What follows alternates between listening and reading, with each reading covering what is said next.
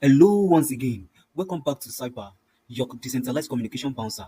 Cyber helps you to own your communication and not in the other way around by allowing you to have total control over the messages you receive, enabling the messages that resonate with you, blocking the messages that are not of your interest, and routing some messages type to a custom channel for a special management. But haven't you been wondering how this works? Well, that's why I'm here. Let's launch the app. So if you want to sign into Cyber, you have to use the internet identity. So let's create a new identity. Okay, let's go.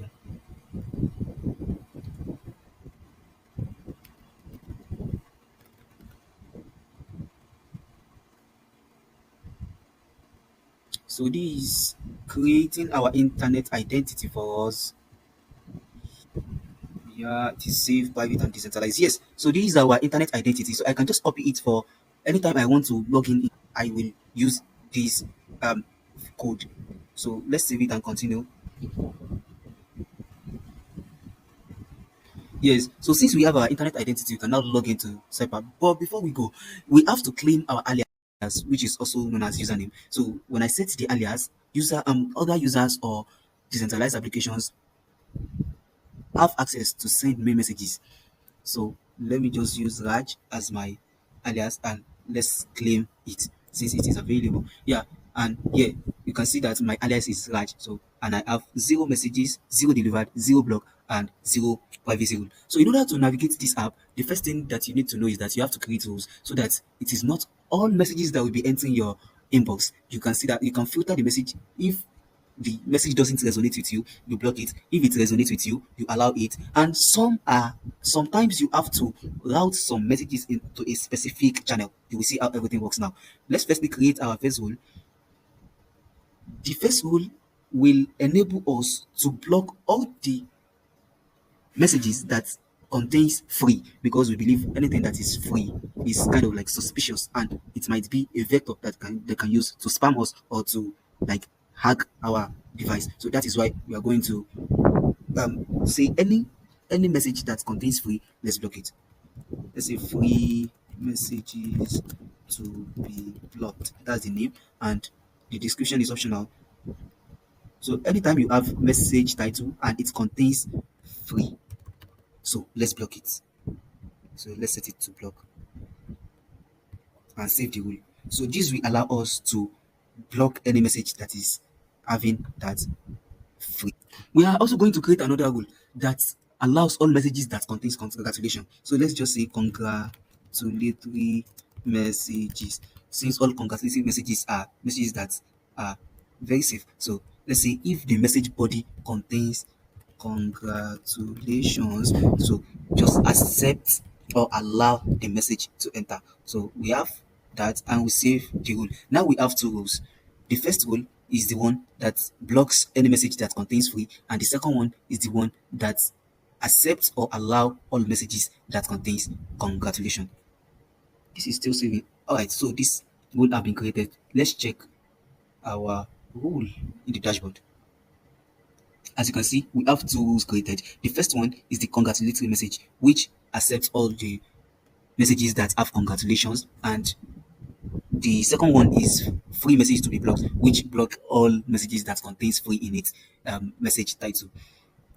But before we write on to send message, we have to connect this to a channel because at least our cipher will receive message to a particular channel. So we have to connect it to a channel. And we have three channels supported. The first one is email, the second one is webhook, and the third one is Telegram. So let's firstly create the one with email. Let's name it demo email. And the description can also be demo description. So the channel type is email, and we can add any email there. So let me say demo at gmail.com. So you will just send verification to the email. In your own case, you will put a real email here, which will be your personal email. For instance, this person is Raj, just say Raj at gmail.com. Then you send verification. This will send verification to your mail. Let me go and verify my mail.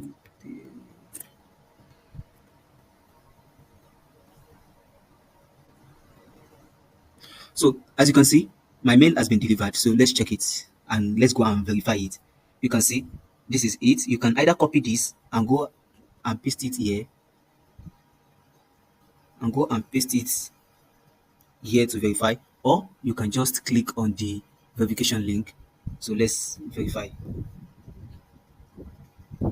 So the verification is running, as you can see. It is still verifying. Yeah, and it has verified successfully and redirected to my dashboard. As you can see, I have already created a an email channel. So let's add another channel, which is a webhook channel. Let's call it webhook demo. And what does it do? It allows webhook messages. Let's just leave it like that. So here is where you will put your webhook endpoint in your app that you want to link to your Cypher. But in my case, I'll just use like a demo in websites, webhook.site. So let me copy this and let me use it just for testing sake. So here is it. So we can put it as a post method and we create a webhook channel with it. Yeah, so now we have two channels.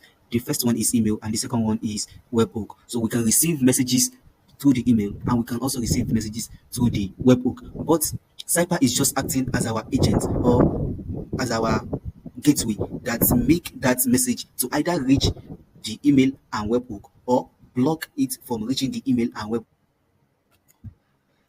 So now we are going to send a congratulatory message to Raj. So in order to confirm if it will really allow or accept the message with congratulations. So let's copy it alias because we need that. Then let's go to our API that we use for simulation. That is here. So you just put the alias of the person. You put it here. You put the title of the message. Let's say congratulatory message. Then you put the content type, maybe it is test slash plain or application slash JSON. Then you put the content body, let's say con- congratulations, we are here to congratulate you that you have been appointed as a senator. Okay, let's just leave it like that. Let's use random so that it can just fill up all other field that we didn't fill. Yeah. So with this, I believe that we'll have received messages in both our email and our webhook because we have connected both of them to this particular Raj in our Cypher. Let's go and check that. Messages. As you can see, our message has been delivered successfully. And if we check our mail, my own case is this. You can see this congratulatory message. Congratulations, we are here to congratulate you that you have been appointed as a senator. As we wrote it inside our Cypher, inside our backend API. So as you can see, this is working successfully. We can also check it inside our webhook to see if it works. Can you see? This is it. Congratulatory message. Congratulations, we are here to congratulate you as you are appointed as a senator. So this means our as our allow rule is working effectively. It is allowing any message that includes congratulations. Now let's test our other rule that we set, which blocks any message that contains free in order to save us from spam or scams or attackers who want to hack our device. Yeah. So then let's go to the API. Then let's say our alias is still Raj. Then the title, let's say free laptop here for free. Then let's say our message body is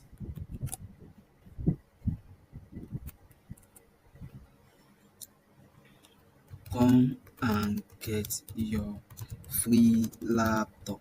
Then let's say the content type is test slash plain. Then yeah, let's just use random so that it can always fill the other fit. Yeah. So with this, we should have received another message, which will be what? Will be blocked. Which will be blocked. Yeah. Why will it be blocked? It's just because we have set it in our rule that it should block any messages that contains free. Let's check it out. And yes, it works successfully. As you can see, this particular message, free laptop here for free, has been blocked. Why? And as you can see, you will not even see it in the webhook, and you will neither see it in the email that you are using because it has been blocked already. So there's no point in delivering it to the user again. That means our rules work effectively. Another thing or another feature that we have in our app is that we can route a particular message to a channel. For instance, let's go to channels and let's copy the channel ID that we want to route to. So we have the email channel and we have the webhook channel. So this particular message, we can either route it to email only or we can route it to webhook only. So let's just do webhook only. So let's copy our webhook ID, which is 45. We go to the privacy rule, we create a new rule, and that rule will be routed to the channel. So let's say route all messages with loop to webhook channel. Then here we say any message that its message title contains loop. Then we want to not allow it. We don't want to block it, but we want to route it to a specific channel, and that channel is like our webhook channel, and its channel ID is 45. Let me just paste it 45. So let me create the rule.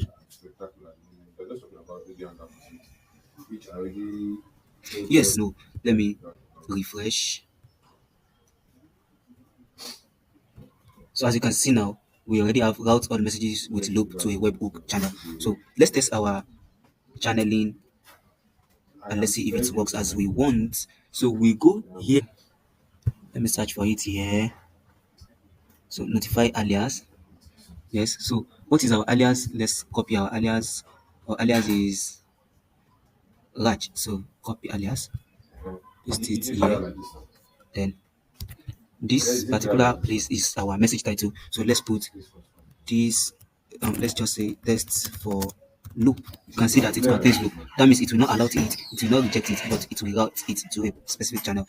So let's say the content type should be text slash plain, and maybe the content body should. This is just to test the routing to channel, and let's just call on random so that it can fill all other feeds that we didn't fill. Yeah. So now we're supposed to receive the message not in our email but only in our webhook. So let's check our email if we have anything like that. Messages.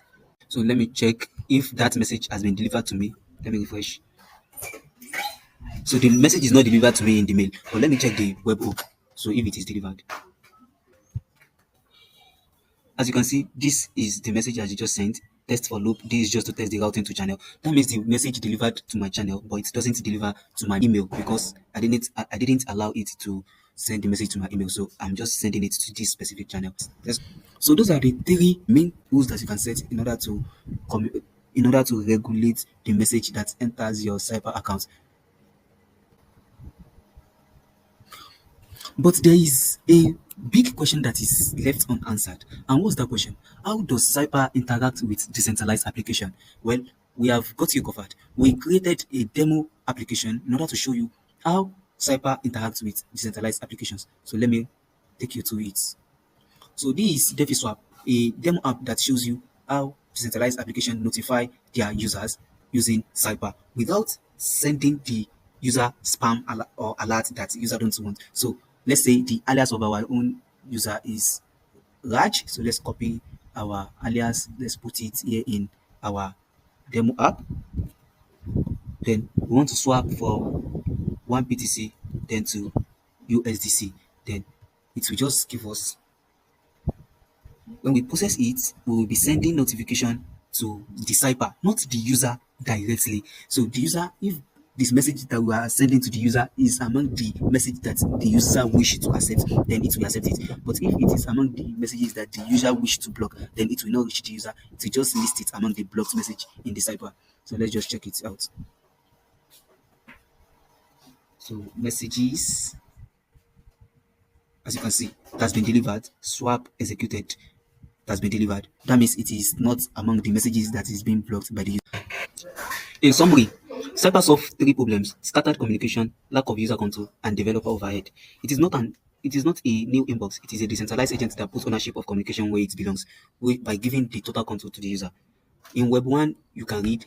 In Web 2, you can read and write. But in Web 3, you can read, write, and own. So Cypher is the platform that is giving you the privilege to own your communication. Thank you very much.